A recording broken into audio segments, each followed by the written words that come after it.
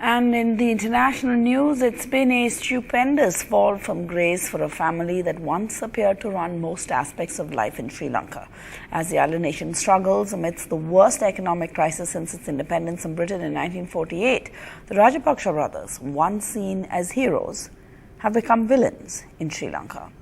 While the protests against the economic policies forced the Prime Minister Mahinda Rajapaksa to flee his home, his brother remains in power though. But the chorus for his resignation is only growing louder.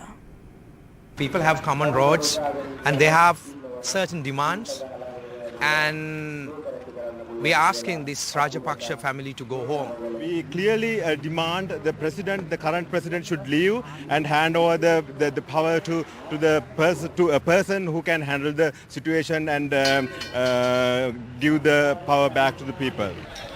The tables have turned. Even the Sinhala community that had given sweeping victories to the Rajapaksas demand his resignation today. But Gotabaya remains defiant. The Rajapaksas had a two-third majority in the parliament until a month ago.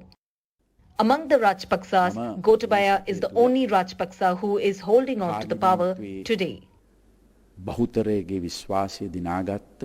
They are no longer popular. They are basically on the run. His passport has been impounded. We have never expected that to happen. To have a Rajapaksa who's unable to travel from the country, and the main man himself. So, yeah, things are changing. One of the prominent families in the political history of Sri Lanka was the Rajapaksas. While many political families hailed from the privileged class, the Rajapaksas originally were the landowners from the rural areas of Hambantota. The Rajapaksas' rule began in 1936, where Mahinda Rajapaksa's ancestors have held posts in the regional councils. Of all the four Rajapaksa brothers, Chamal, Mahinda, Basil and Gotabaya, the second son, Mahinda, was introduced to politics in 1970 at the age of 24 after his father died. There were some very, very poor decisions taken, especially in 2019 in December, soon after the president was elected, tax cuts which really wiped out the revenue earning potential of the state to repay our debts. Without any plan on how the enormous amount of debt which Sri Lanka owes is going to be paid back.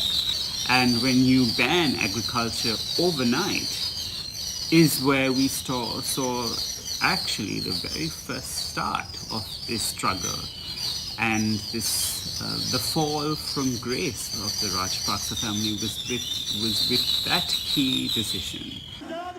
It was Mahinda who catapulted the Rajapaksas to national dominance after winning the presidential elections in 2005 against the deadliest militant group LTTE. Mahinda assumed the role of a mass leader and was hailed as a war hero for defeating one of the world's most dangerous militant groups, the LTTE, under his regime as the president of Sri Lanka. This was the time when Gotabaya made an entry into politics.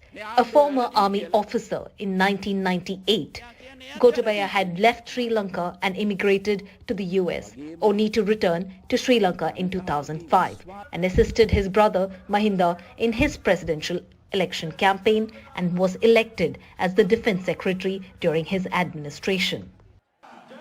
During the civil war, the Rajapaksas had ordered shoot at sight in 2009.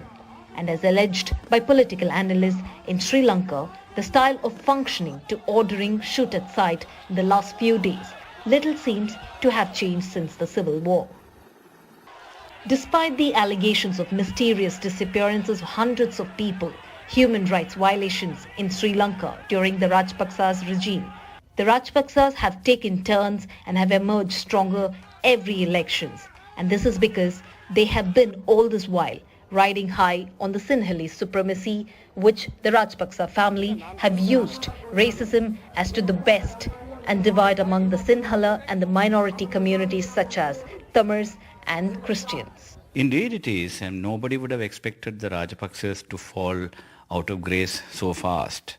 And what is more surprising is the delusional attitude of the president himself, appearing to think that if he sends his brother home, that he could survive in office. But now the cacophony of sound from the protesters have increased, asking him to quit. Riding high on the Sinhalese nationalism, Mahinda misused his office to fulfill his family's political fortunes and inducted all his brothers and cousins into his government, only to bring the country of 22 million people to a standstill today. The Rajapaksas from the Sinhala heartland never would have imagined that their support would be reduced to this, also forcing Mahinda Rajapaksa to flee from his home. Though Gotabaya Rajapaksa remains defiant and he is still in power, the chorus only grows louder. In Colombo, with camera person Govind Murthy, Shrija for NDTV.